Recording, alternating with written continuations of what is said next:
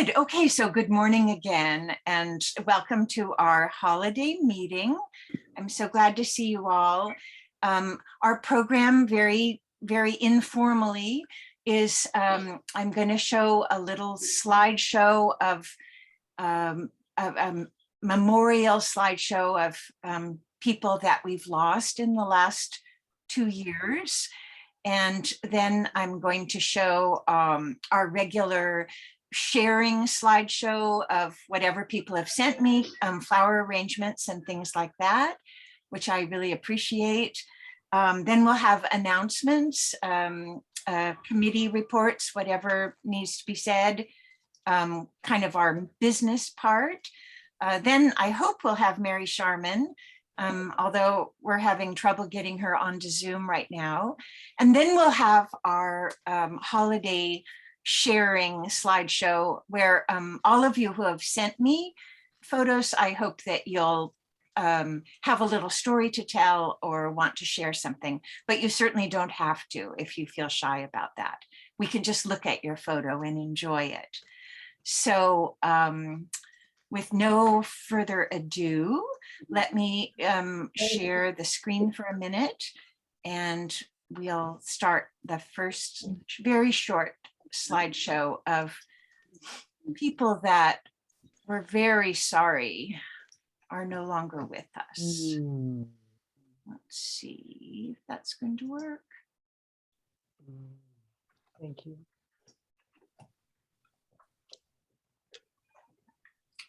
So, of course, I'm sorry I pulled this together at the very last minute with Joyce's help. And I don't have photos of 2 of the people who have passed in the last year or 2, but these are just our friends that have left us really since the lockdown began.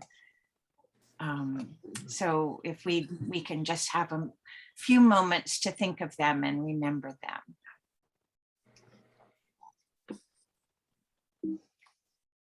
If I can make my slideshow work. Oh, Clavel. Yeah, Clavel. A beautiful presence.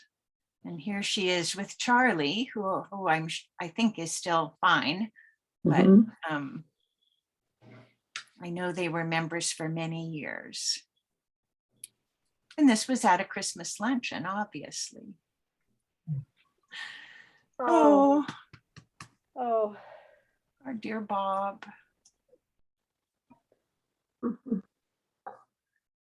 yeah. A post.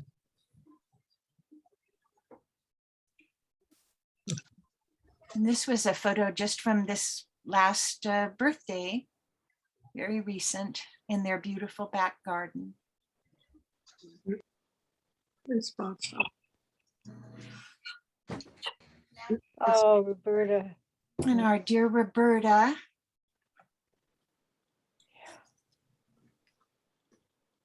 You remember her? No. They're twins, obviously. Oh, Penny Foster. And Penny Foster, some of you might not have heard, we just got the news recently that she passed away. Oh. Yeah. So that was a garden club picture. Oh, Betty. And our dear Betty, of course. Aw, always laughing. Always happy. And Helene, I'm sorry I didn't have a better picture of her, but she was a good, quiet presence at many meetings. There's Bob. And then I'm very sorry I don't have photos of Loretta, but she passed away last year. Oh. And also Bill Fernando, who was with the city and helped us a lot with many projects. Oh. Yes. Wow. So just while we're in the contemplative and quiet mode, I wanted also to announce that Sylvia Falcon's husband, Louis, has died. So you might think some good thoughts for Sylvia. And also I just got an email from Joanna Perlman that Rich is back in the hospital. Oh So my we goodness. send good thoughts to her as well. Poor Rich. Poor her. Yeah, he's had a hard year and so has she. Uh-huh. So that was the quiet part of the program, but we remember those wonderful friends and garden club members for all they did for us and their wonderful companionship and their expertise in so many different areas of the club. Such wonderful friends and contributors. But now I want to share what some of you have sent to me with our regular kind of, oh dear, let's see, sorry. Our regular slideshow that we have, and that is next. Oh yes, this one. Sorry, I've got too many slideshows going on here.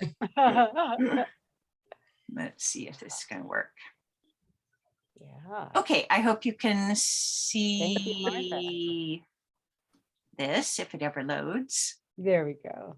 There. Now, Oh, isn't that a California Oh. December picture? yeah. Yes. Gorgeous. Green grass for a change. Mhm.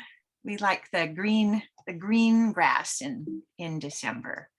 Because So Marilyn Joyce, who always has these beautiful picnics and fancy lunches out on her patio, sent me this of a table that she made for a friend's lunch with a beautiful autumn arrangement. So we really thank Marilyn for that. Bernadette, early in the month, had sent me this cheerful reminder of the summer, even though we're in December now. Thank you, Bernadette. Gillis and Ruth sent me these from their garden. oh my, brown. Oh my turkey goodness. I know, look at that. Don't you just want to Gorgeous. take a bite of that one? Mhm. Absolutely. And this beautiful iris, these are very good pictures, you guys. I don't know Yeah. who's the photographer, Gillis or Ruth, or both maybe. The bamboo iris. This, I have heard several things lately that this Tithonia is the absolute best flower for us to have for many pollinators.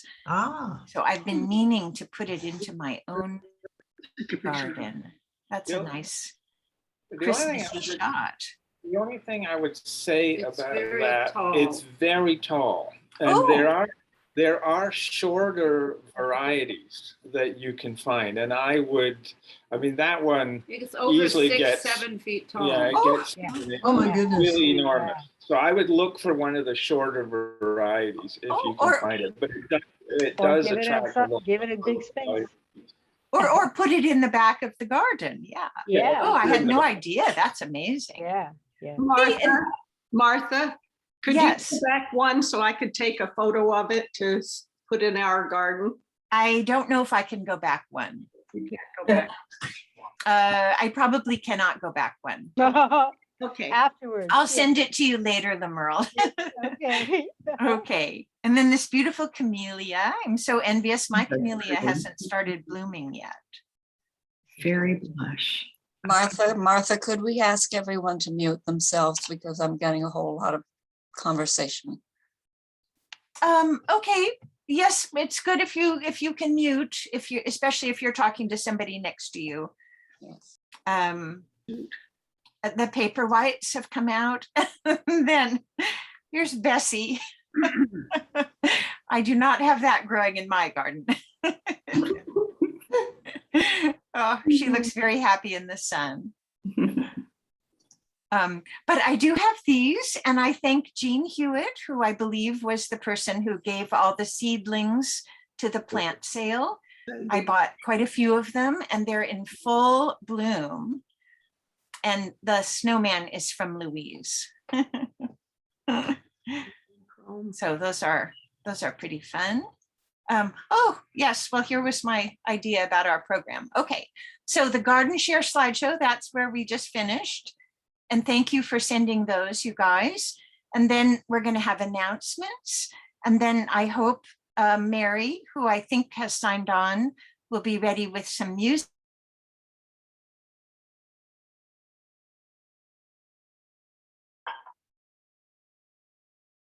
Martha, you got muted. Yes, thank you. And then the holiday celebrations, and then we're going to have a little bit of a literature, some literary things. So Martha, there we go. I just sent you a couple more pictures for, I don't, it's probably too late to add them. It's too late for me to add them, but you could share them yourself if you want, Gillis. Whoops, I don't know how to do that. Well, you can tell. Okay, we'll work on that. Okay, so holiday arrangements, I got these beautiful ones from Louise. And looks like jade and geranium and a polar bear. And this is Chinese pistache berries from my tree that Louise very cleverly used with paper whites, it looks like. Thank you, Louise. You're always so artistic. And then this was my holiday arrangement. Pineapple sage and the snowman I got from Barbara. And the sleigh is also from Barbara. Thank you for those, Barb.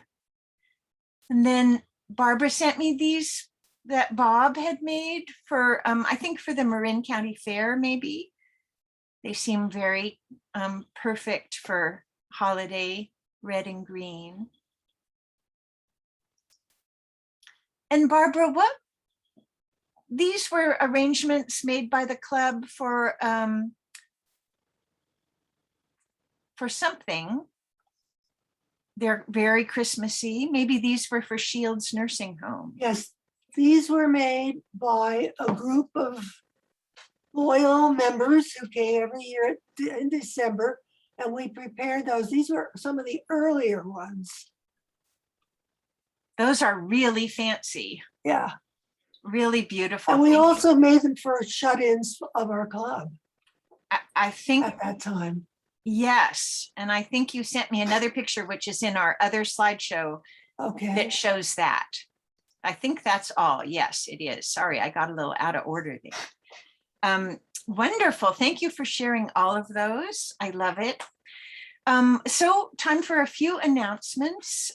Certainly any committee member can make an announcement if they want. Let me just start by saying that I have arranged the Arlington Clubhouse for an in-person gathering on Thursday, December 30th. And we've planned it for 12 to 2. I think we'll have a bring your own lunch as we did at Fong's picnic last year. So a bring your own lunch, but we will have cookies, other desserts maybe, and coffee and tea available for everyone.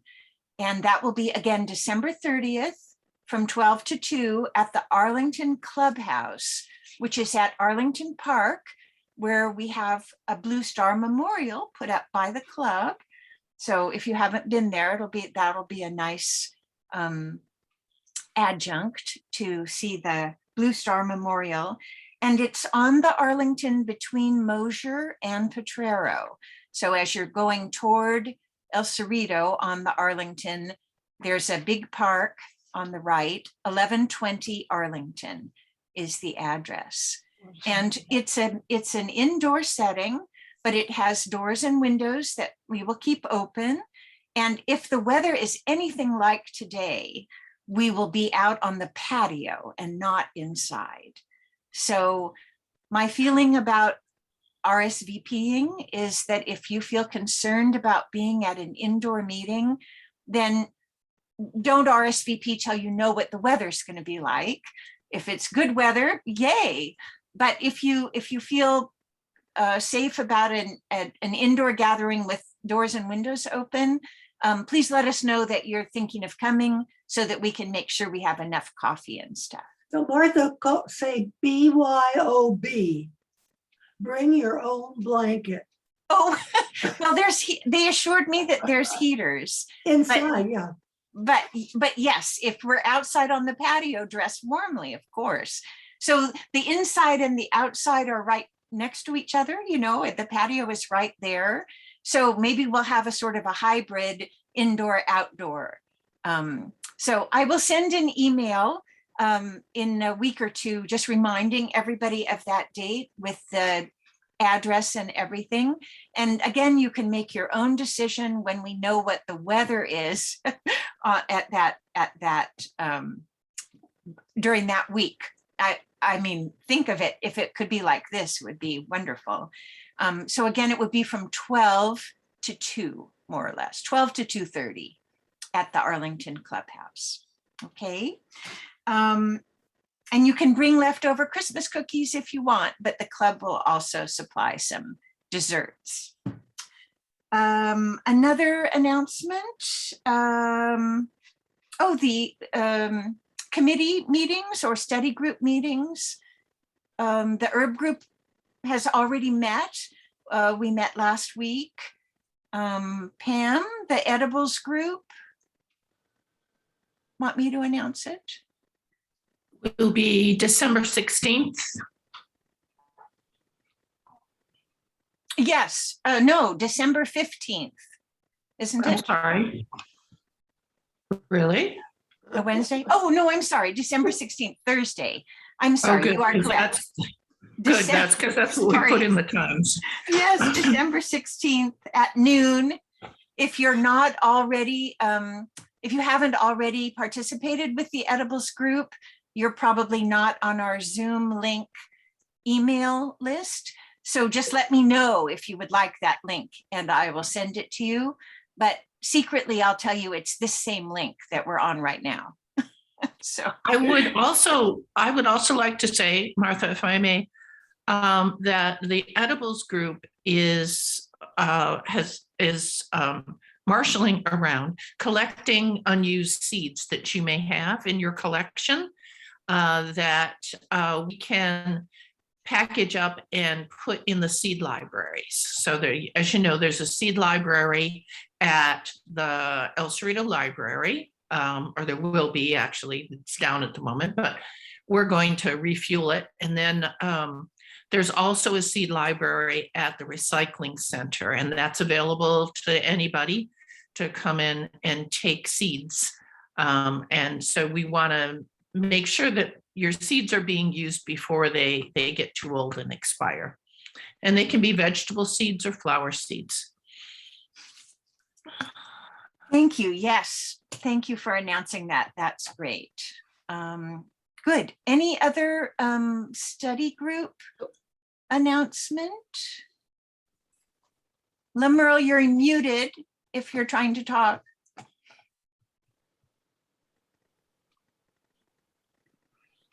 I just wanted to show you what a neighbor just dropped in. Can you see?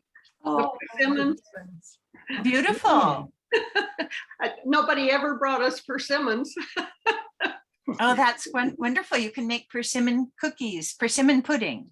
Oh, good. I'll get a recipe. from you. That's great. That's great. Okay, Louise. I'd like to share my herbal wishes that I did for the herb group so everyone could enjoy the herbal Christmas. Wishing you a holiday of herbs, nutmeg for the eggnog, cinnamon for the rum, star anise for the mulled wine. The cooks are beginning to hum. Cardamom to poach the pears, pepper to make salad zing, pimento to deck the deviled eggs. 'Tis the season for carols to sing. Basil for the pasta sauce, cloves for the slits and the ham, garlic whipped with potatoes, rich gravy in the pan.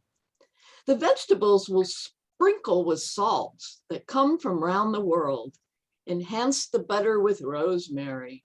Come give the chef a twirl. Cumin to season the nuts, saffron to zip up the rice. Onions for almost anything. This menu is really quite nice. Sugar for the cookies, ginger for a pan of brown men, allspice for the apple tarts, I think this meal at an end. Joyous Noel. Thank you, Louise, our poet laureate. That was wonderful. And the herb group enjoyed you using every herb and spice possible in that poem. It was very good. Other officer and committee reports. Landry, would you like to talk about future programs? Well, I really want to talk about January's program. Can you hear me? Yes, speak up. Oh, I really want to talk about January's program because it's going to be myself and Louise, and it's going to be the Sundar Shadi program for this year. And Louise did such a wonderful job putting together these events at every winner's house where we could all attend in person, we could get pictures, and Louise did a really lovely job of making every single winner feel incredibly special. So we have some videos and some photos from those events and from those gardens. But any of you who have some more, please send them to Louise and me. And we're going to be putting together a presentation, and I'm going to be interviewing one of the winners, but I think we're going to have a whole lot of material from all these events at the gardens themselves. And Louise, I think you made a brilliant change in how we do it by having these presentations at the gardens. I think it's been great. It's been especially important during COVID, but I think it's a tradition to continue. So I appreciate so much what you've added to Sundar Shadi. And so for those of you who have photos from Sundar Shadi events from this last year, please send them on to us so that we can assemble them in a slideshow to put together with the videos for our program. Can I do an addendum to that? I was going to work with Martha because she has a lot of slides, so we might send them to Martha so we That can might be better. integrate. If you Thank you, have Louise. photographs Yes. of the event, I personally don't because I was doing the presentation. Right. So, well, hopefully Martha and I and Landry will get together and Yeah. put together the slideshow. Looking forward to sharing all that with you. Yep. Thank you very much, Louise. Thank you, Landry and Louise. And I believe we'll have some wonderful video from Bonnie as well for that, which I'm so happy that you did that, Bonnie. Yes. Last year's Sundar Shadi program was wonderful. And that, by the way, is on our YouTube channel. And you can watch it. Our wonderful Roberta was the host and did the talking. And it's really wonderful to see those gardens again too. So don't forget our YouTube channel. There's some fun stuff on there. Good. Any other committee reports or, yes, Dorothy. Unmute yourself, Dorothy. Treasurer's report Oh, thank you. ending November 11, 2021. The ending balance is $14,895.80. Okay. Any questions or comments? Nope. Thank you. Thanks, Dorothy. Oh, well, on the money front, I will report, I think most people don't know that our wonderful speaker from last month who spoke about coyotes in such a thrilling presentation declined her honorarium that we offer and asked us to donate it to a cause we thought was important. And so we did donate that $200 to the Save the Richmond Hills initiative, which is trying to save a whole beautiful piece of hillside between El Cerrito and Richmond and El Sobrante from being developed. And it's an area where I have seen coyotes, and so it seemed very appropriate to try to donate to that cause. Mhm. So we thank her in absentia for being so generous. And her presentation is also on YouTube. If anyone missed it, it was Mhm. very, very Really, wonderful. yeah. It was excellent. Okay, other announcements or reports or business? I can't think of any other business we need to talk I'd about like right to now. say This something. isn't usually a business meeting. Oh, Oh, Sarah. Martha, I have an announcement. Okay. I would like to thank everybody who went and purchased things at Jenny K as part of our fundraiser for the school garden. She gave 20% of all the sales for about 6 days. If you mentioned the garden club, she gave it to it would go towards them. And we very effortlessly raised about $360 for the garden. Oh, So I nice. just wanted to thank everybody who made purchases there, and also once again put in a plug for Jenny in that anything you purchase there, she will ship for you. She'll ship it, wrap it and ship it for you for $10, which is pretty amazing, I think. So that's a nice tip to know. Thank you. Yes, she is very generous. Thanks. That is great. And Sarah, I was there yesterday and I saw some beautiful arrangements and succulent gardens that I'm sure are from you. So people should go by the coffee shop there on Stockton and see Sarah's beautiful things that benefit the high school garden, our project. Thanks, Sarah. Good. We'll have another time at the end to have any other comments or announcements, but I think we might want to move into our singing part of the program. I hope that you'll all be ready to sing.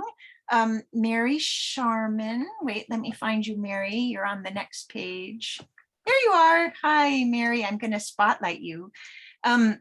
Mary is joining us from her Oakland condominium, and has her beautiful piano, and she and I have a list of songs. I have the lyrics of the songs. I'm going to share the screen. That seemed to work pretty well last year. And everyone should probably be muted while you sing, and that way you can sing as loud as you want to all the songs, and we will hear Mary's beautiful piano. So Mary, hi, good morning. And Can you hear me? yes, I can hear you, but you're not very loud. But Oh, your dear. piano probably will be. Let's hear a little piano for a second. Oh, perfect. Yes, that sounds great. All right, so Well, I just want to say it's such a pleasure, Martha, to be with you and the El Cerrito Garden members. Here I am stuck in a tower in Oakland. It's a retirement place. So I miss all those good years that I had with the garden club.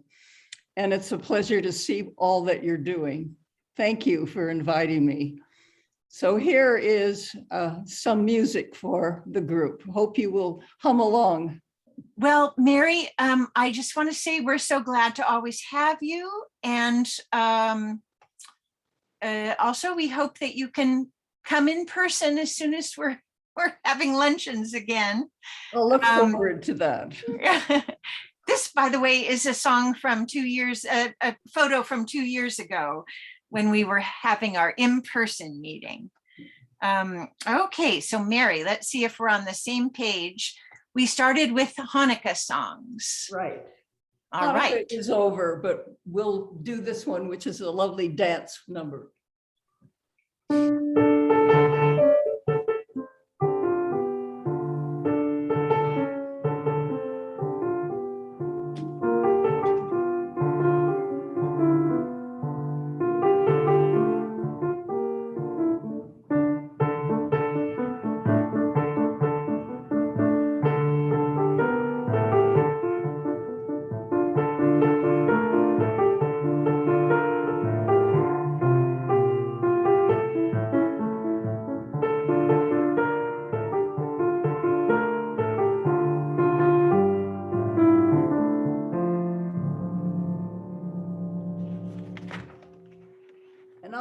God rest ye merry gentlemen.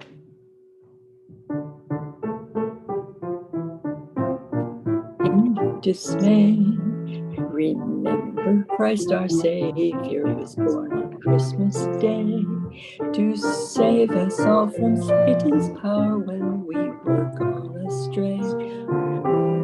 Tidings of comfort and joy, comfort and joy. Oh, tidings of comfort and joy.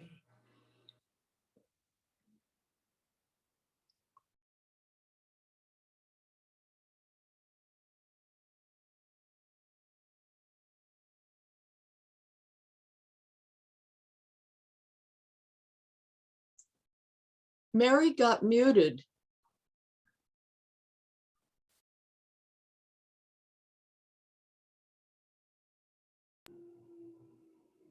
There, should be. Can you hear me? Yes, Mary, good.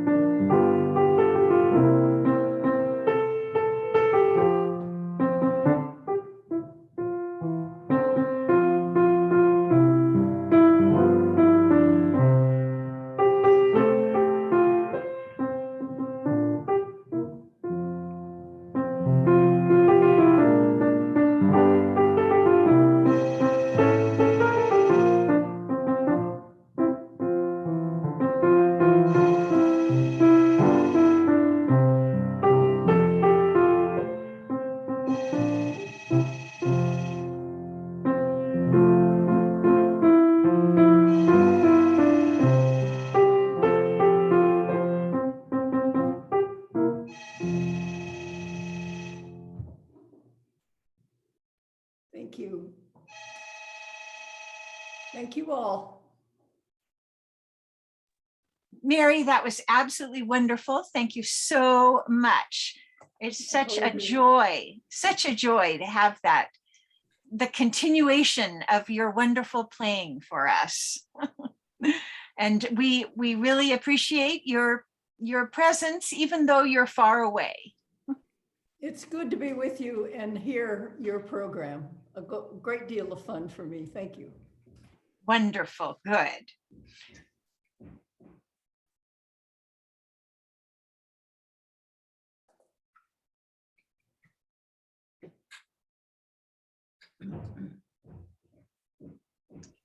I scrolled through the gallery of pictures and I saw most of you with your mouths open singing. It was wonderful. I'm sure we would have loved to hear each other too, but on Zoom that doesn't work very well. So that worked out really well. Great. Okay. Well, we have our program of slides people have sent to talk about their Christmas traditions. And let me just get that organized. And so as we go along, if you have a slide that you sent to me and you want to talk about it, I will call on you and you can do so.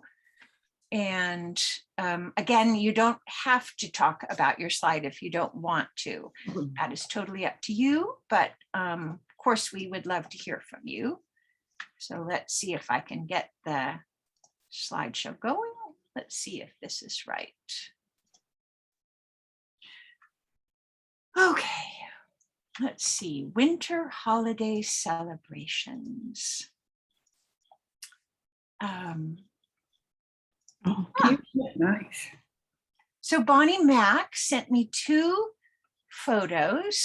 Tissue holder. How cute. Bonnie, do you want to say anything more about the 2 slides that you sent me? That one, I'm afraid to turn the page because we won't be able to get back to this, but that is a really fantastic version of a gingerbread house. Yes, I did want to say something about it because part of the tradition, I suppose, of celebrating Christmas in my house is to bring out the crafts that were done, the Christmas crafts that were done by the 5 daughters that my husband and I had together. I had 2 and he had 3. Now, these little ceramic trees were made a long time ago by Art's middle daughter, Anne, who lives in Chicago, and those are napkin rings. And that makes the table very cheery. And this particular craft here was done by my daughter, Heidi. And if we have extra time, I can, because I have it right here with me, I can troll it around to show it to you. But this is such a treasure.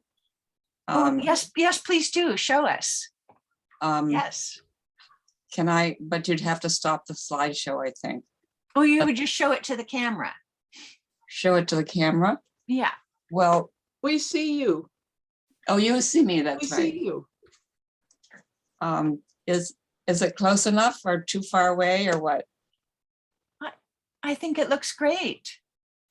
Anyway, I take such delight in looking at it. And she made it many years ago and put all these little doodads on it. So it's just really wonderful. Oh, I love that, Bonnie. That's so great. And then this page. And those are crafts done by our older daughter, Martha, who lives in England. And she was into quilting for a couple of years. And she sent us these.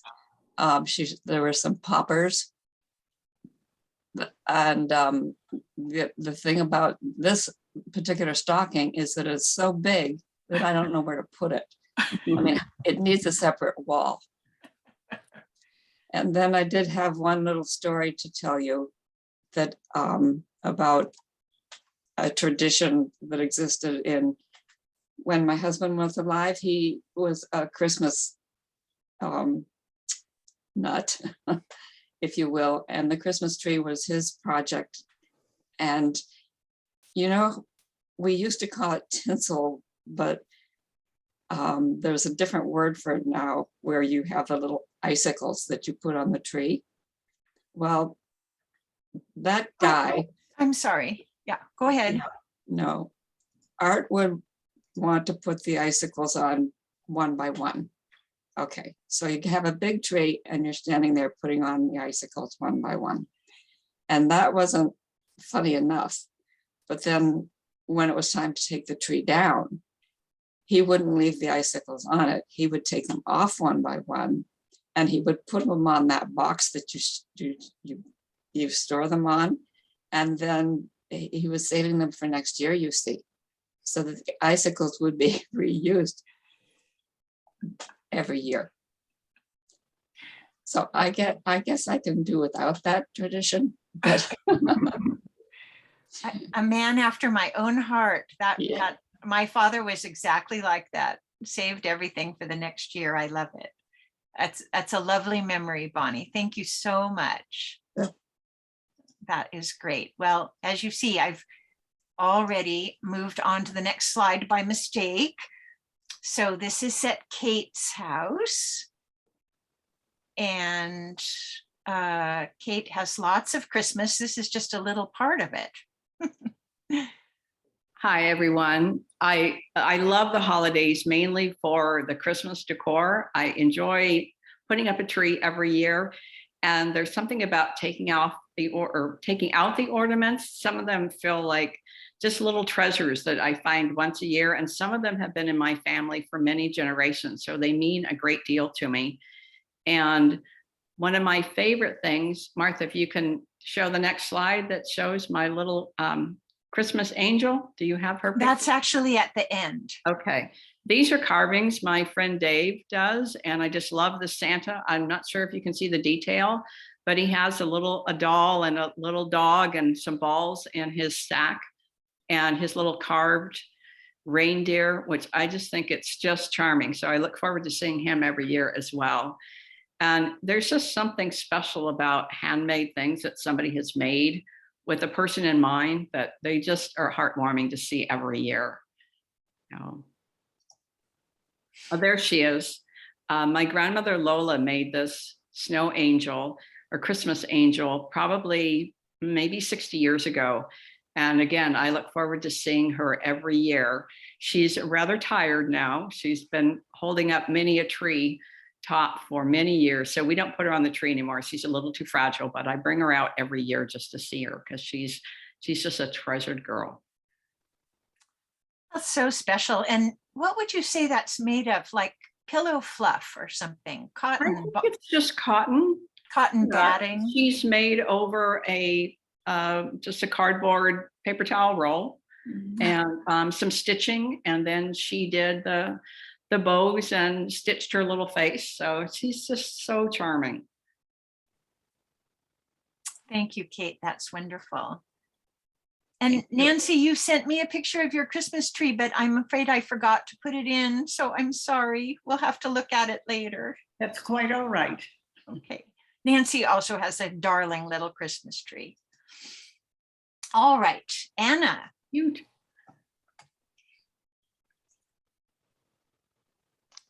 Okay, I thought this would be in the other slideshow. I saw this, probably Deborah Lee Baldwin's site, what you can do with your agave to cover up the points. So that's my outside decor this year. Sometimes I'll put up a little bit more, but I tried this for the first time. I'm pretty sure I'm the only one that can see it, but I'm enjoying it. It was kind of fun. I think that's a brilliant idea for those sharp, deadly points. Yes. Yeah, I got poked a few times putting them on, but I got poked in the ear the other day when Bernadette and I were working at the sound wall. So yes, we know that. And these beauties. So this is the one with the glass is something that I started doing a few years ago. And it's just kind of a fun way to put your succulents, and then can't see the green, but there's red and green sand in the bottom. The one on the right, I thought looked pretty Christmassy, and that's a collection of several garden club members from the last sale. The beautiful red pot came from June Lindquist. That's when she brought them to the house. I said, okay, that's not going on the table. It's going on my patio. And then the plants, some of the plants were mine, but some came from, I bought from Gillies and Ruth. And then some were also from Mellory. So it's kind of a collective garden club arrangement, which will stay on my patio. That one is not going up for sale because I enjoy it too much. It certainly is Christmassy. It's beautiful. Now, this is a family that I've spent a lot of Christmas Eves with. The lady on the far on the bottom left, the redhead, is the matriarch. She has 3 children, 7 grandchildren, and they have a Christmas Eve tradition that they've done since they were all really small kids, and they still continue. They play a game at the beginning that gives them clues to where they find their first present so they have to play the game first, answer all the questions and get them, and that gives them a clue so that somebody can go and find the first present, which is pajamas for all of them that they all put on. So they open their other Christmas presents, and it's something that it's fun to participate in. I spend Christmas Eve with them and get to play the game also. But it's fun. It's actually very challenging too. It's not an easy thing. And one daughter-in-law is a teacher, and she comes up with the game and the questions. And she makes it pretty difficult, but they find them. They always find them. So that was that. That's darling. So you and Bob have gotten new pajamas every time you go? No, we don't get the pajamas. No, it's just the kids got the pajamas, all the grandkids, even though a lot of them are in college and out of college now. They started when we started going there, the youngest one was about 5 or 6 or something. And now she's about 13. So of course, this hasn't happened the last couple of years, at least for us. They might still be getting together. Oh, charming. I love it. They look very jolly. And what about all these? So this is from my childhood. I put this one in there because the couple in the back right corner is my parents.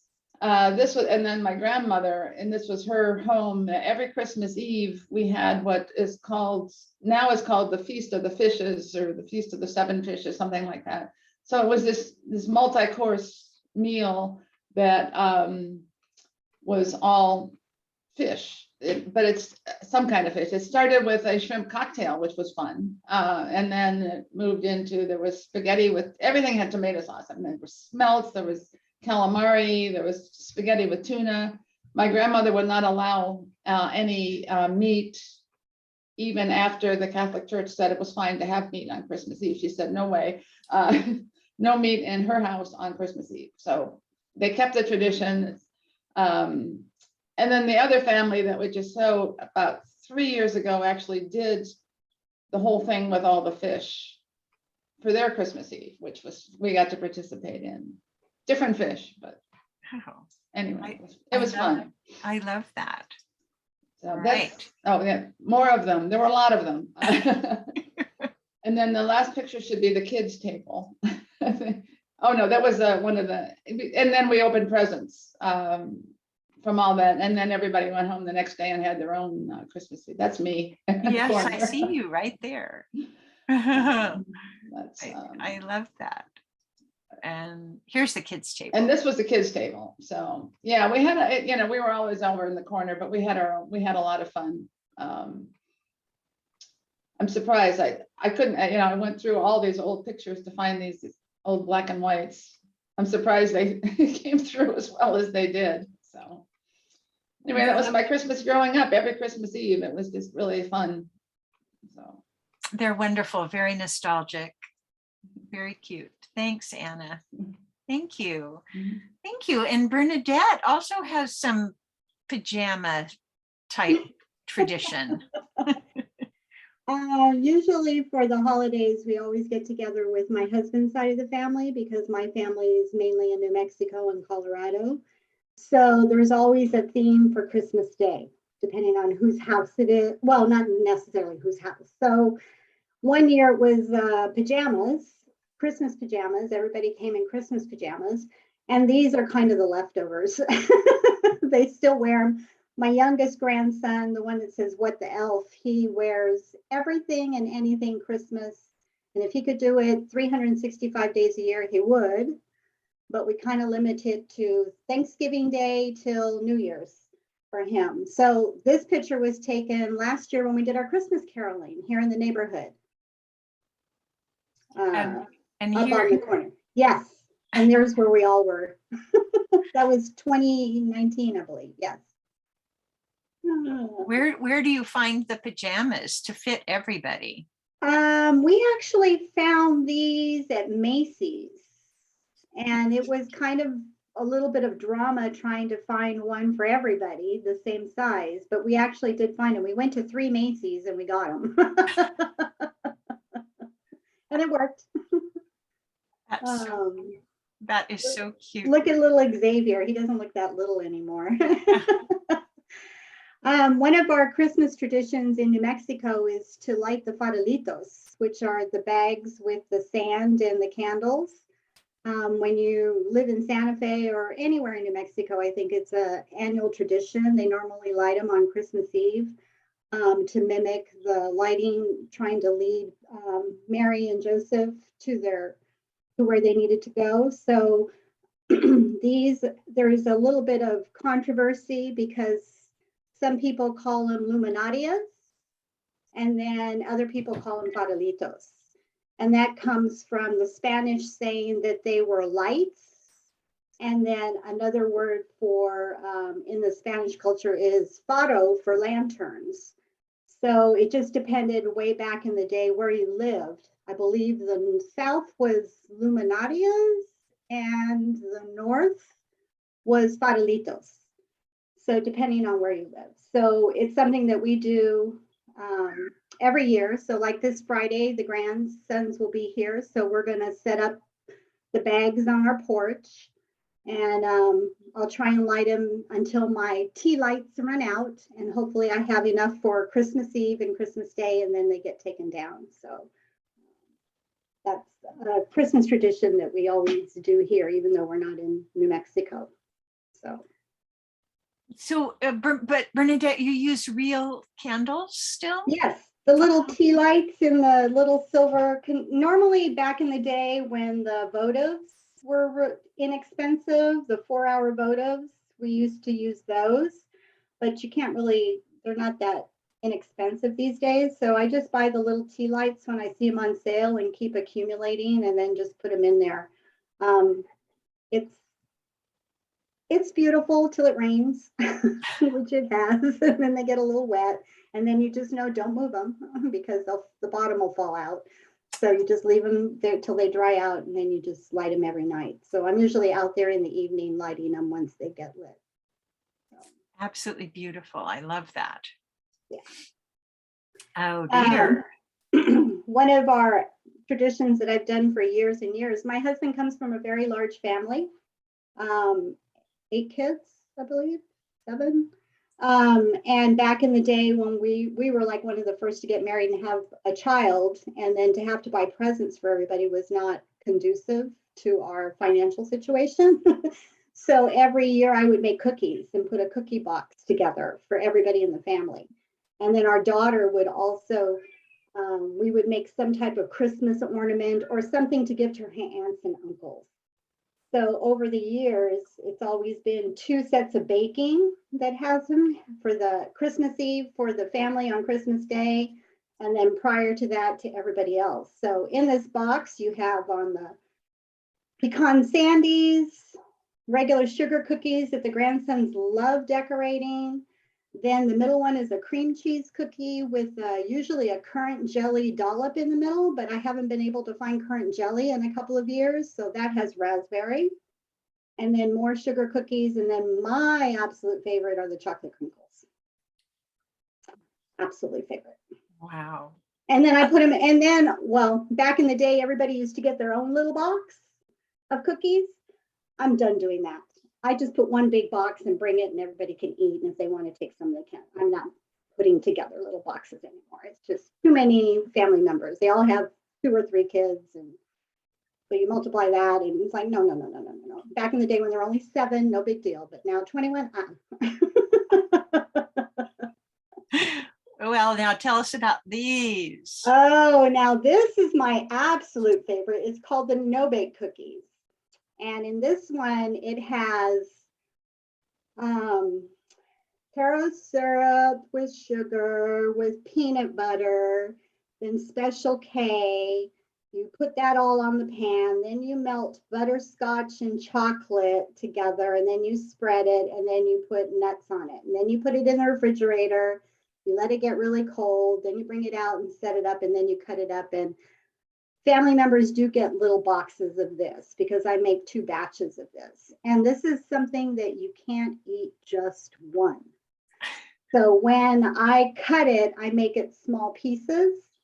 So that way you're not really overindulging when you eat 3 or 4 or 5 or the whole roll as you're cutting it up. Maybe there'll be a batch of this made sometime between Christmas and December 30th. Oh, that's great. When we have our party, it looks so good.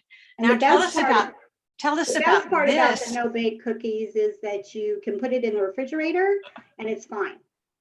And then you take it out. Oh, and then our other favorite thing to do during the holidays is to drink. We don't drink pretty much any other time of the year, occasionally a beer, but we like this Christmas beverage that has chocolate vodka, Bailey's, Kahlua, and cream in it. And you shake it up and you don't get very much, but man, you drink it and it's like, oh, I want another one. And then no, you don't want another one. Because that's 6 ounces of alcohol that you've inhaled in not very long. So, but that stays set up in our kitchen. So that way, anytime during the day, no, you don't have to go anywhere. We have that. And then champagne, of course, is always part of the celebration during the holidays. Fabulous. Thank you. And then the other thing that we like to do is acknowledge green and red chili of New Mexico, because that's something that we love to eat. And so I have chili lights in my front window, green and red chili lights with my little peace sign, and you can see the farolitos out on the porch outside.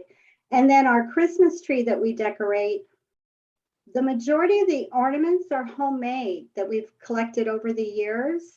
Or whenever we've traveled in the past, the one thing we always do is if we can find a Christmas ornament of where we've traveled, it gets put on the tree for that year. So we haven't put our tree up yet, but it's going up this weekend with the grandson. So I'm looking forward to seeing all those beautiful ornaments that we've gotten over the years, over however many years. Yeah, lots of years.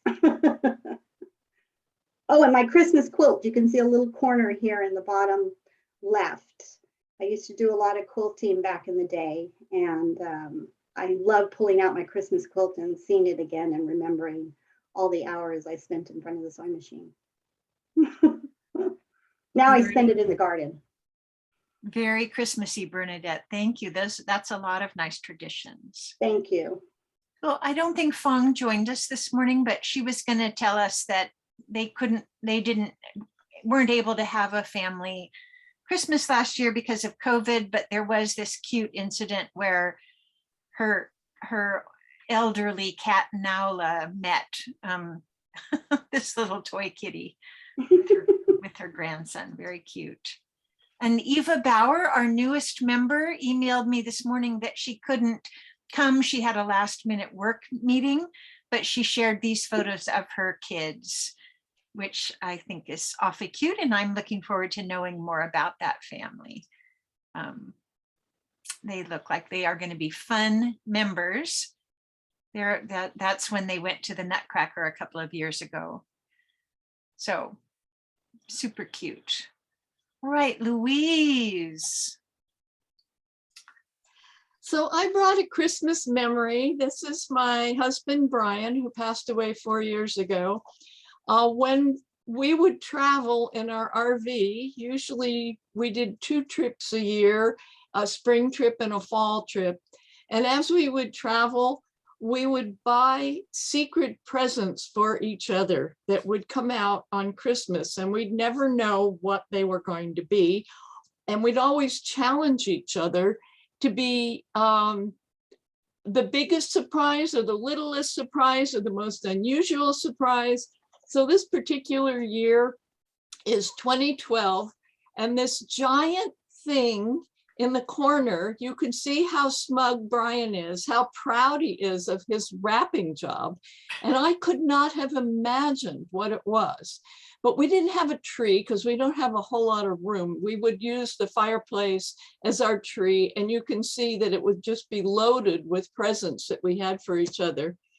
And we were like the Christmas elves and 2 kids.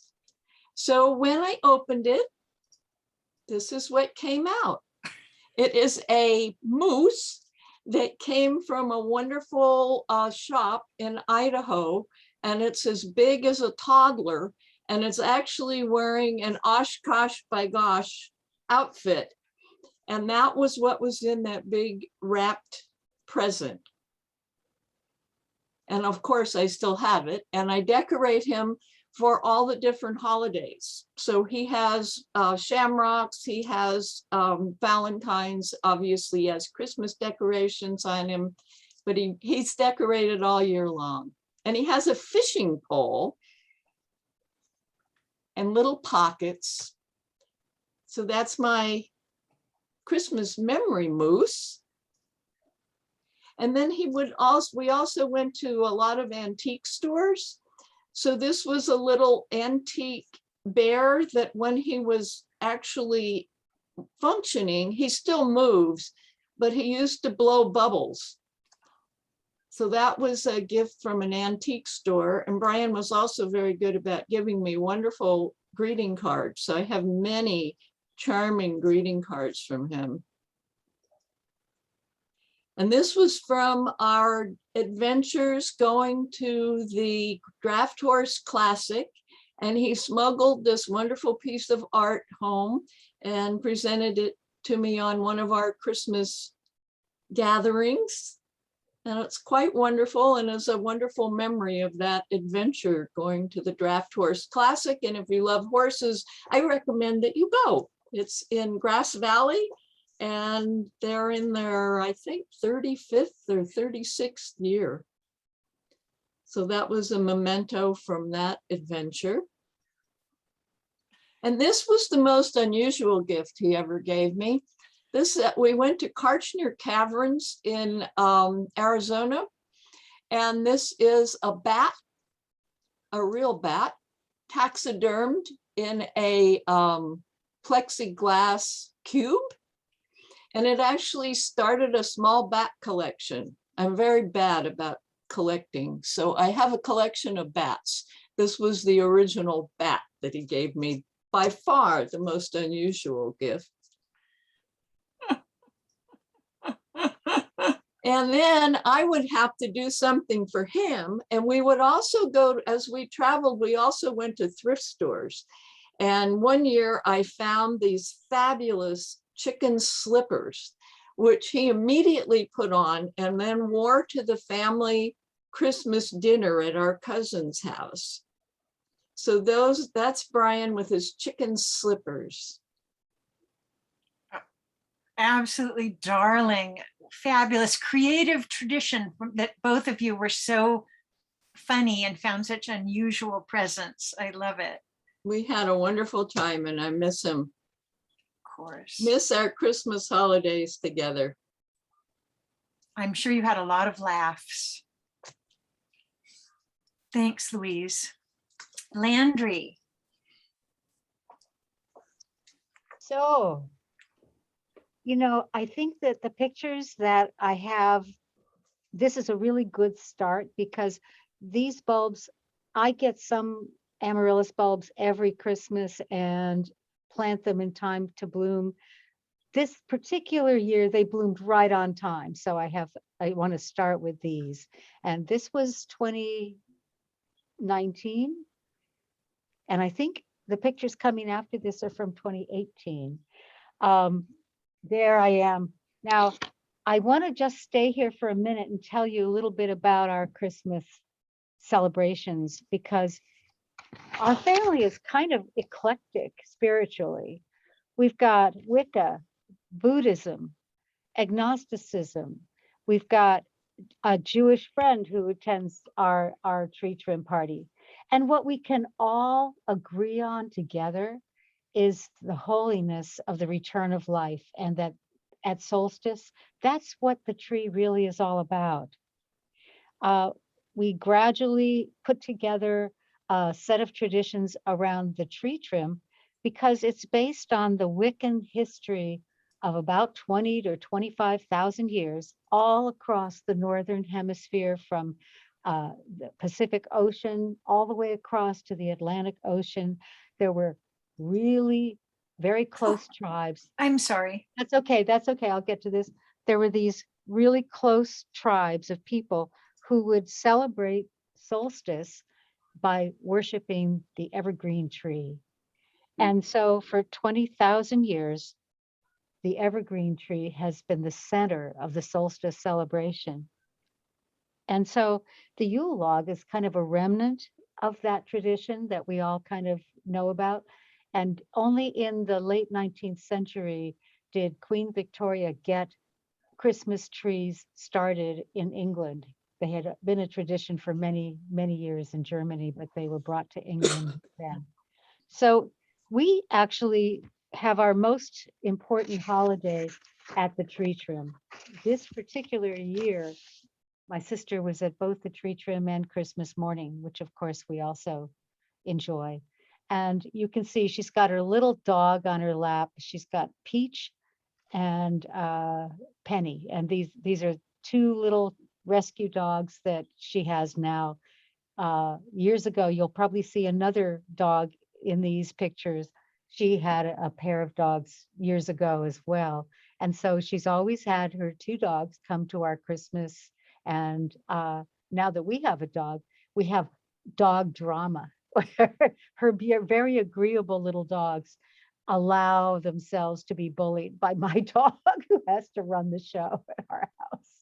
So this is my sister Roca and my daughter Sienna.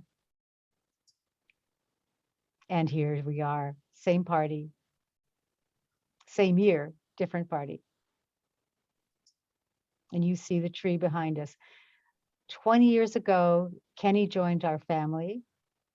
He was the first big expansive addition in a long time for us. Next. And here is Sienna with her daughter, Sarah. Sarah is now in college, but at this point she was a high school kid. And this is the kind of event where we all love to get photographed. And my good friend Karen would take these pictures of us and she would catch us in this really joyful place. And you can see the joy and the love in our faces. Next. You look like three sisters there. Yes, we do. Next. Yeah. And I really love seeing the happiness that came at these events, the thrilling experience of being so close together. Next. Now this is Sienna's partner's child, Henry. And this is Henry. He must have been 12 in this picture. And Karen brought her nephew, who is a really delightful kid, but we've only seen him at a couple of these parties. Next. And this is Karen with her nephew. Karen is the Jewish friend who I have known for 40 years now. And she has been coming to these parties and taking these photographs for a long time. Next.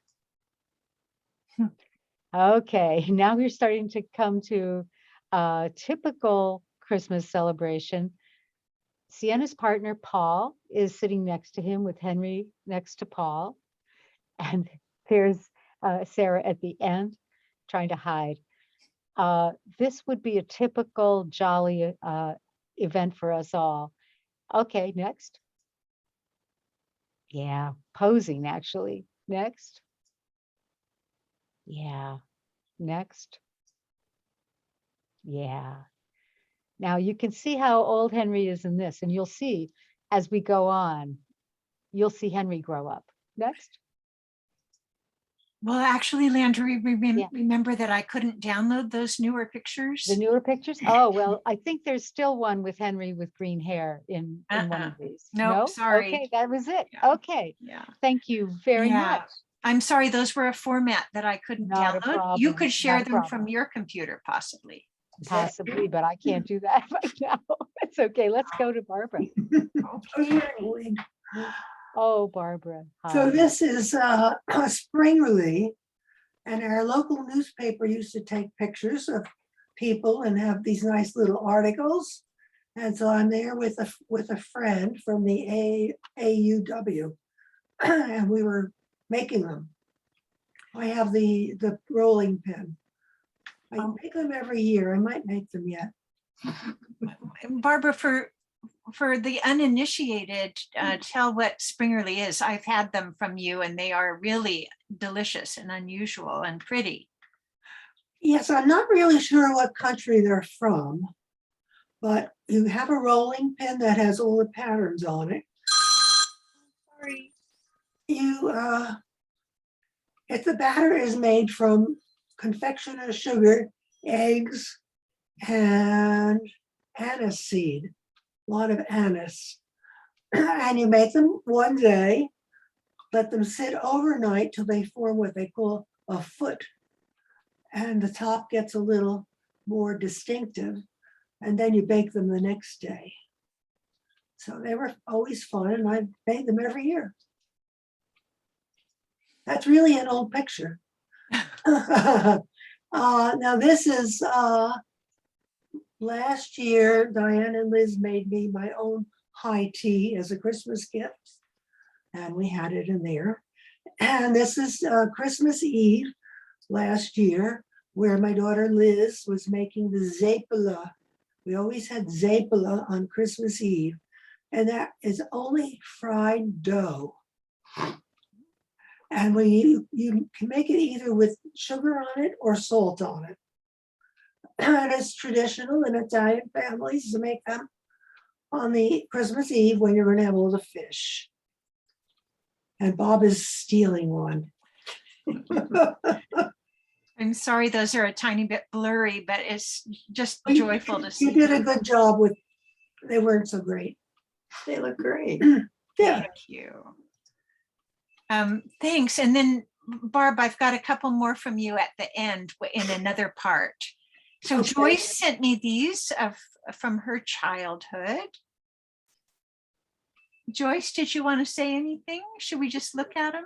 Sister, Hi, my this is sister Martha. Ruth. Leave me a message and I'll call you back. I'm Thank sorry. you.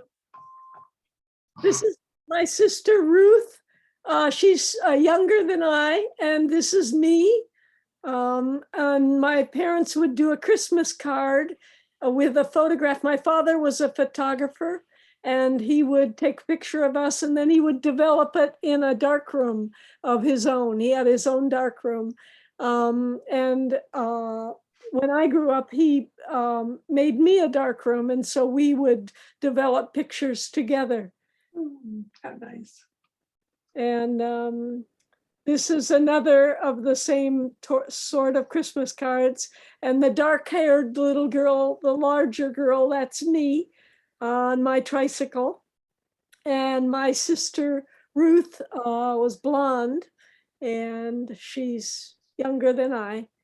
And that was in Michigan, that picture. That was before we moved to California.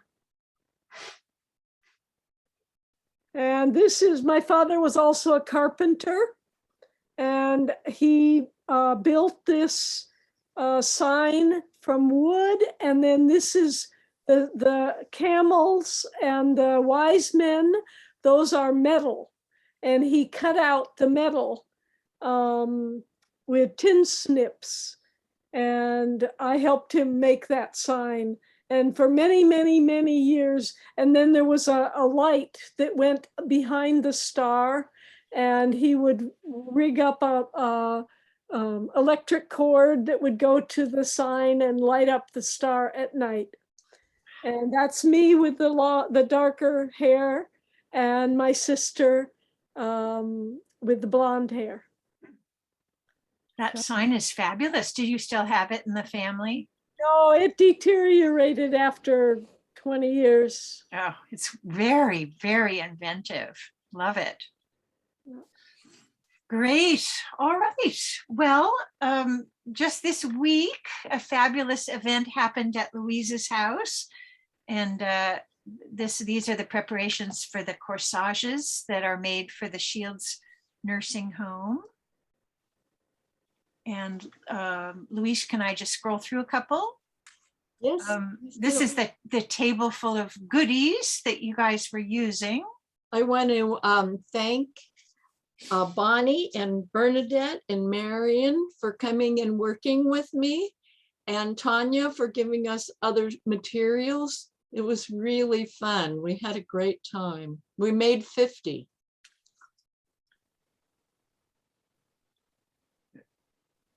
That's really fantastic. Thank you all for doing that and continuing a wonderful tradition. What was? I know. Bonnie. Yeah. So Barbara, these are holiday baskets and arrangements that Yes. When we started having a flower arranging group, we had about 25 people sign up. And you'll see different ones of them came at different times. And I just put this in to remember Esther Sargent, because she and I worked together on the Blue Star markers. And she sent me a nice one. I save a lot. So those are Christmas things that we made. And then one year we did the flower arranging at Penny Foster's. She had an unusual house. It had like 3 levels, and the middle level didn't have anything in it. So we made our designs there that year. And there's Catherine on the end. I should do this. And Kay Riddell, the past president, and Doreen Spellman, who was a founder, and Penny Foster and me. And these are the arrangements we made. And these were for our members who needed good cheer, who were sick or had a problem. That's fantastic. Yeah, I have a lot of old pictures. Yeah, it's beautiful. And you guys have done so much for the club over the years. It's just wonderful to see that. Thank you so much. And then I just wanted to include a few pictures from different garden club events that we've had in the past. That one meeting that the herb group had at Louise's, she gave all of us these funny hats, and here's mine. It's sort of falling apart right now, but just so clever. And Molly and Barbara both just look so beautiful in these pictures. I had to include them. So much fun. It was. Another tradition that we haven't been able to do during the pandemic is that we've always decorated 2 trees at the El Cerrito Community Center at the beginning of December, and those trees stay up all month with a little sign that says, you know, Merry Christmas from the El Cerrito Garden Club. So this is maybe 2 years ago, maybe 3. I'm sorry it's so blurry, but it was an action shot while we were decorating. Lisa Chilton has always been in charge of this event. And the results were very nice. A lot of those ornaments, I think, were made by members of the club over the years and collected in various ways. So there are 2 trees, and this is one of them. And then here's a few more pictures from our luncheons with Mary and singing. Here's our wonderful friend Betty singing her heart out. I love seeing that. And as you can see, just a few of us would stand at the piano, but other people would sing at the table. And we really enjoyed being able to get some pictures of that. And you can see the beautiful arrangements. I think this was the year Louise and June Lindquist made the centerpieces. This is from an older luncheon. I'm not sure when, maybe 2017 or 2016. And you can see Sarah and Roberta, Mary, and Mary. And then posing in front of the community center tree. We've got garden club members looking beautiful in their finery. Looking very cute. These are just, memories of when we used to get together all the time, which I miss. Yes. Catherine? Yeah. Catherine and Betty and Susan and Barb and Bob. Yes. Yeah. Lots of good times. And you can see quite a few people. And everybody in their holiday finery. Looking very cute. I'm sure that there are more pictures. We should gather them all together. And some of them are on box.com.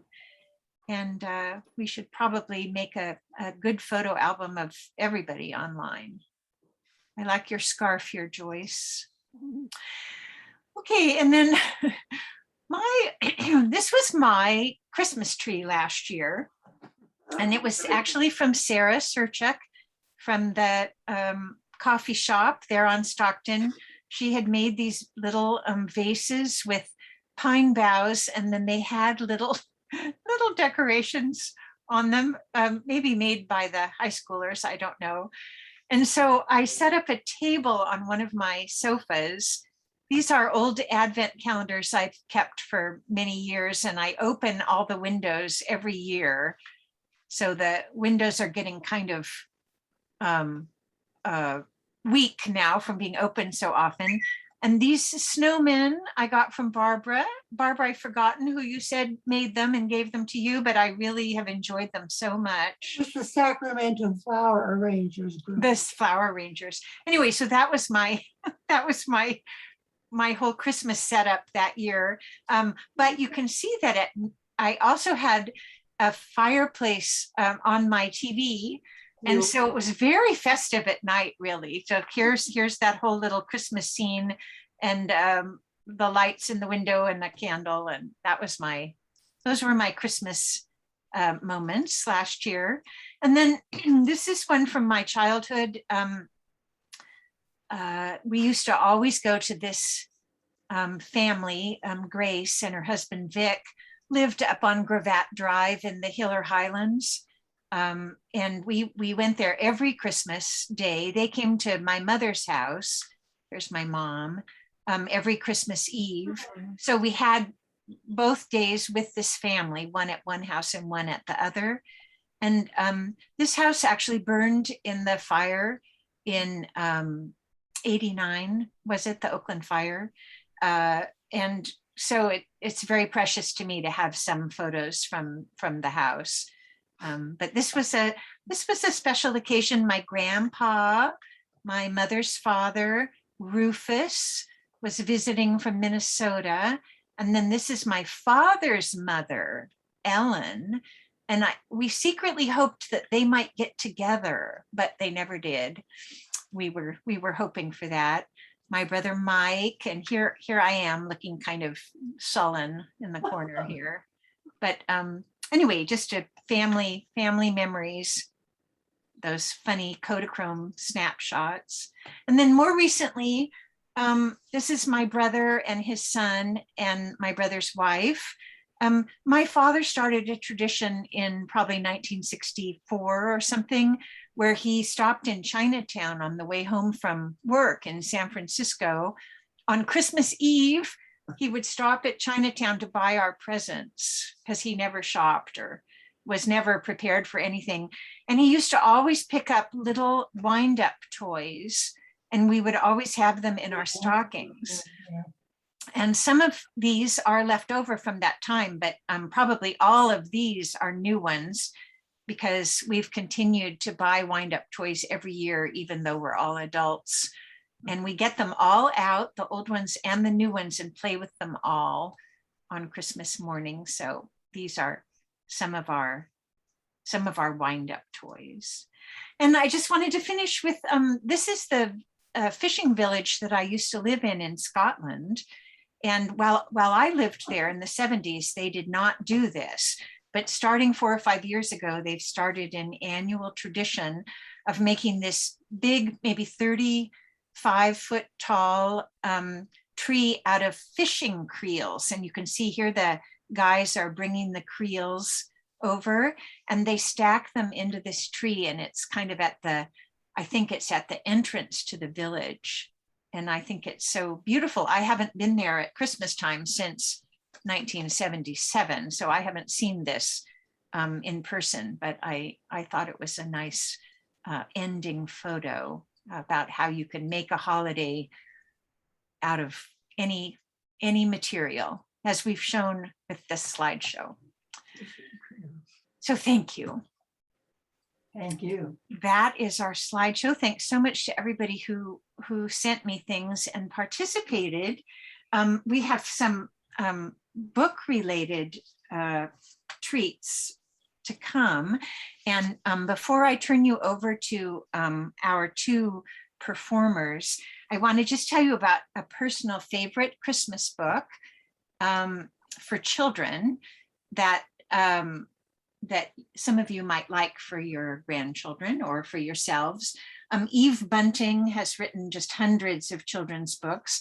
This one is illustrated by the wonderful Ted Rand, who does these very realistic, beautiful illustrations. And The Night Tree is about a family setting out to get their Christmas tree. And at the beginning, you think they're going to the forest to cut down a tree. But no, they go to the same part of a forest near their near their town every year. And every year they go to the same tree, and they bring decorations that are edible, and they decorate the tree for the forest animals. And then they have a little picnic with cocoa and so forth. But the tree decorated with the popcorn strings and the, they put tangerines and all things. And then the child imagines that after they leave, all of the animals come to the tree to partake of Christmas. So I just wanted to share that Night Tree, which I think is a very special winter book, not necessarily only for Christmas. Pam, I think, is going to treat us to something. Pam, do you have, are you ready to go? I am. Good. I'm going to spotlight you, and I'll just say ahead of time that you are reading from one of my very, very favorite books. And I appreciate that suggestion from you. So go for it. So in our family, when my son was young, it was our tradition after dinner to read a child's Christmas in Wales by Dylan Thomas. And this is a book that he wrote in 1952, actually a year before he died at a very young age. And it's his remembrances of Christmases when he was young in the village where he grew up in Wales. And it's too long to read the whole book, so I'm just going to read some portions of it. And this is how it starts out. One Christmas was so much like another. In those years, around the Seatown corner, now and out of all sound, except the distant speaking of the voices I sometimes hear a moment before sleep, that I can never remember whether it snowed for 6 days and 6 nights when I was 12, or whether it snowed for 12 days and 12 nights when I was 6. All the Christmases rolled down toward the two-tongued sea like a cold and headlong moon, bundling down the sky that was our street. And they stop at the rim of the ice-edged, fish-breathing waves, and I plunge my hands in the snow and bring out whatever I can find. And I'm going to skip ahead to his description of Christmas in the village. So it starts, were there postmen then too, with sprinkling eyes and wind-cherried noses on spread frozen feet? They crunched up to the doors and mittened on them manfully, but all that the children could hear was a ringing of bells. You mean that the postman went rat-a-tat-tat and the doors rang? I mean that the bells that the children could hear were inside them. I only hear thunder sometimes, never bells. There were church bells too. Inside them? No, in the black, snow-white belfries, tugged by bishops and storks, and they rang their tidings over the bandaged town, over the frozen foam of the powder and ice cream hills, over the crackling sea. It seemed that all the churches boomed for joy under my window, and the weathercocks crew for Christmas on our fence. Get back to the postmen. They were just ordinary postmen, fond of walking and dogs and Christmas and the snow. They knocked on the doors with blue knuckles. Ours has a black knocker. And then they stood on the white welcome mat in the little drifted porches and huffed and puffed, making ghosts with their breath, and jogged from foot to foot like small boys wanting to go out. And then the presents, after the Christmas box.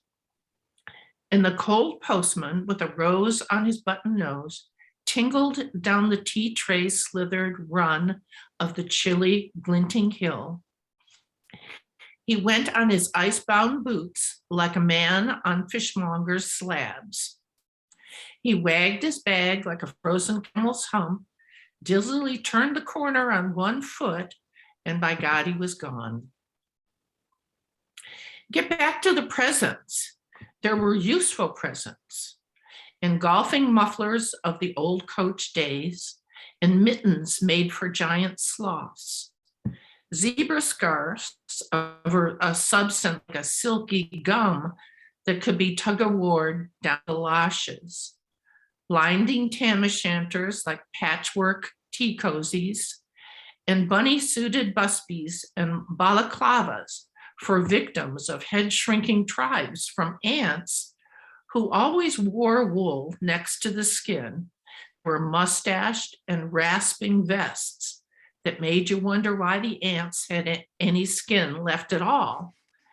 And once I had a little crochet nose bag from my aunt, now, alas, no longer whinnying with us. In pictureless books in which small boys, though warned with quotations not to, would skate on Farmer Gillis's pond and did and drowned, and books that told me everything about the wasp except why. Go on to the useless presents. Bags of moist and many-colored jelly babies, and a folded flag, and a false nose, and tram conductor's cap, and a machine that punched tickets and rang a bell. Never a catapult. Once by mistake that no one could explain, a little hatchet, and a celluloid duck that made, when you pressed it, a most unduck-like sound. A mewing moo that an ambitious cat might make who wished to be a cow. And a painting book on which I could make the grass, the trees, the sea, the animals, any color I pleased. And still the dazzling Sky-deep sheep are grazing in the red field under rainbow-billed and pea-green birds. Hard-boileds, toffee, fudge, and all sorts, crunches, cracknel, humbugs, glaciers, marzipan, and butter Welsh for the Welsh. And troops of bright tin soldiers who, if they could not fight, could always run. And snakes and families and happy ladders, and easy hobby games for little engineers, complete with instructions. Oh, easy for Leonardo. And a whistle to make the dogs bark, to wake up the old man next door, to make him beat on the wall with his stick to shake our picture off a wall. And a packet of cigarettes, you put one in your mouth and you stood at the corner of the street and you waited for hours in vain for an old lady to scold you for smoking a cigarette. And then with a smirk, you ate it. And then it was breakfast under the balloons. Were there uncles like in our house? There are always uncles at Christmas, the same uncles. And on Christmas mornings, with dog disturbing whistle and sugar fags, I would scour the swaths town for the news of the little world and find always a dead bird by the white post office or by the deserted swings, perhaps a robin, all but one of his fires out. Men and women wading or scooping back from chapel with taproom noses and wild wind-bust cheeks, all albinos, huddled their stiff black jarring feathers against the irreligious snow. Mistletoe hung from the gas brackets in all the front parlors. There was sherry and walnuts and bottled beer and crackers by the dessert spoons. And cats in their furabouts watched the fires, and the high-leaped fire spat, all ready for the chestnuts and the mulling pokers. So that's his remembrance of the feeling of Christmas. I hope you enjoyed it. Thank you, Pam. Can I say something? It's like that we always had a recording of Dylan Thomas reading that in our family. My family was very close to their Welsh connections. My son now is knocking himself out in his spare time trying to learn Welsh, but we've traveled back and forth and been to weddings and everything. And that was part of our Christmas, was this recording by Dylan Thomas of that.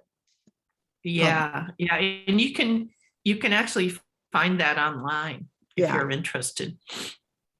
You did a very nice reading, Pam, but his voice is sort of unmatched. Well, it's that wonderful, it's that Welsh accent. The beautiful But Welsh. she did a lovely job of conveying the meaning, actually. Yes. Sometimes he was so lyrical, you kind of missed what he was saying. Couldn't understand the words, but it was so musical. Thank you so much, Pam. That was wonderful. Yes. You're welcome. And Louise, I think, is ready to read a poem for us. And after that, if anything anyone else wants to share, we'd love to hear it. Otherwise, we'll all say Merry Christmas and hope to see you soon. But Louise, please. I wanted to start by saying what a gift Zoom has given us to have this marvelous time of sharing with everybody here. It was just incredible hearing everybody's stories, and a special thank you to Martha for putting together the slideshow. And I know it took a lot of work. Thank you, Martha. It was grand. So many years ago, I appraised a collection of The Night Before Christmas. There were over 500 different editions, and they've been given to William and Mary College, and it's now their special collection. So I learned a lot about the different editions of The Night Before Christmas, and I brought to you today, this one is actually from the Coca-Cola Company. In 1931, they had their own artist develop their version of Santa. So this is the tradition in many homes of the night before Christmas. 'Twas the night before Christmas, and all through the house, not a creature was stirring, not even a mouse. The stockings were hung by the chimney with care, in hopes that St. Nicholas soon would be there. The children were nestled all snug in their beds, while visions of sugar plums danced in their heads. Mama in her kerchief and I in my cap had just settled our brains for a long winter snap. When out on the lawn there arose such a clatter, I sprang from my bed to see what was the matter. Away to the window I flew like a flash, tore open the shutters, threw up the sash. The moon on the breast of the new fallen snow gave a luster of midday to objects below. When what to my wondering eyes should appear but a miniature sleigh and 8 tiny reindeer. And a little old driver so lively and quick, I knew in a moment it must be Saint Nick. More rapid than eagles, the coursers they came, and he whistled and shouted and called them by name. On Dasher, on Dancer, on Prancer and Vixen, on Comet, on Cupid, on Donner and Blitzen. To the top of the porch, to the top of the wall, now dash away, dash away, dash away all. And as the dry leaves in the hurricane fly, when they meet to an obstacle mount to the sky, so up to the housetop the coursers they flew, with a sleigh full of toys, and St. Nicholas too. Then in a twinkling, I heard on the roof the prancing and pawing of each little hoof. As I drew in my head and was turning around, down the chimney St. Nicholas came with a bound. He was dressed all in fur, from his head to his foot, and his clothes were all tarnished with ashes and soot. A bundle of toys he held on his back, and he looked like a peddler just opening his sack. His eyes, how they twinkled, his dimples, how merry, his cheeks were like roses, his nose like a cherry. His droll little mouth was drawn up like a bow, and the beard on his chin was as white as the snow. He had a broad face and a little round belly that shook when he laughed like a bowl full of jelly. He was chubby and plump, a right jolly old elf, and I laughed when I saw him in spite of myself. His eyes, how they twinkled, his dimples, how merry. He was chubby and plump, a right jolly old elf. And then, in a twinkling, I lost all my dread. He spoke not a word, but went straight to his work and filled all the stockings, then turned with a jerk, laying a finger side of his nose, giving a nod, up the chimney he rose. He sprang to his sleigh, to his team gave a whistle, and away they all flew like the down on the thistle. And I heard him exclaim, ere he rode out of sight, "Happy Christmas to all, and to all a good night." Merry Christmas, everyone. Oh, Louise, that was so special. Love Thank it. you, Louise. Love that. Fabulous. That was just wonderful. Thank you, Martha, for putting this together. It was really quite charming. Oh, I'm so glad so many people came. And Bonnie, we're going to hear from Bonnie. Unmute yourself. Am I the last one? You may be the last one. You are on right now. Oop, unmute yourself. No problem. Alrighty. I was supposed to do a family thing, but I just couldn't quite get that together. So I put something else together just real quick. Okay. Okay, artichoke.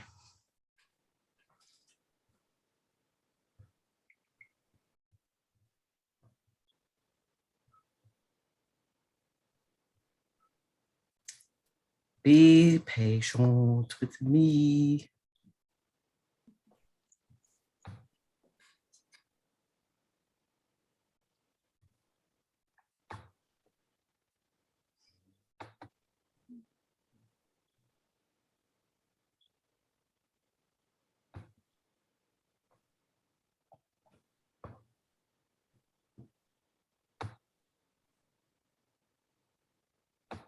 All right, are we ready? Okay, we see a blue screen so far. Good, that's what I want you to see. Oh.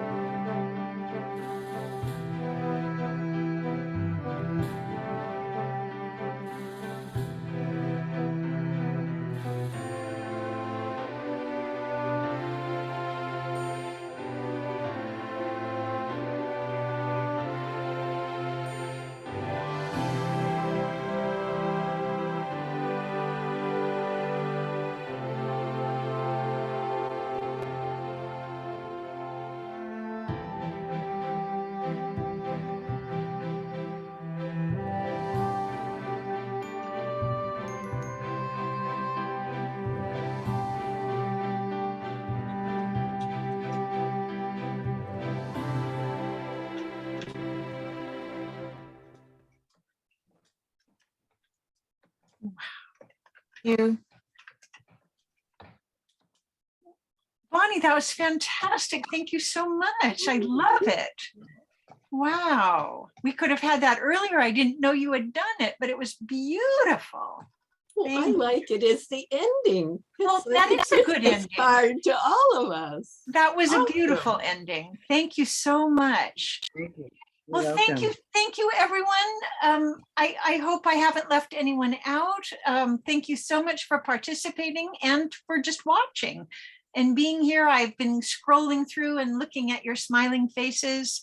And I think it's been a very good meeting and party. And I hope you all have a wonderful holiday and that I see many of you on December 30th at the Arlington Clubhouse. So Congratulations, Martha. You did and everyone, you did a fabulous job. Yes, Thank you, that's Martha. beautiful. Unmute yourselves so we can give ourselves a big round of applause. Unmute. Absolutely. Yes. Thank you very much. wonderful.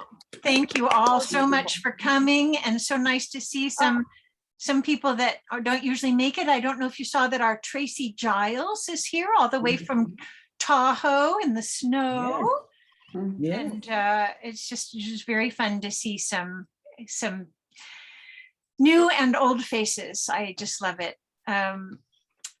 June Lindquist, I see those beautiful red flowers next to you. Those are so Christmassy. Thank you for bringing those to the camera. So thank you all so much. And I will be emailing everyone a reminder about the December 30th get together at the Arlington Clubhouse, and happy holidays. You too.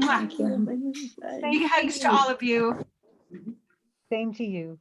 Bye, Thank you. Got warm. Oh, it's warm there too. Yeah. Good to see you.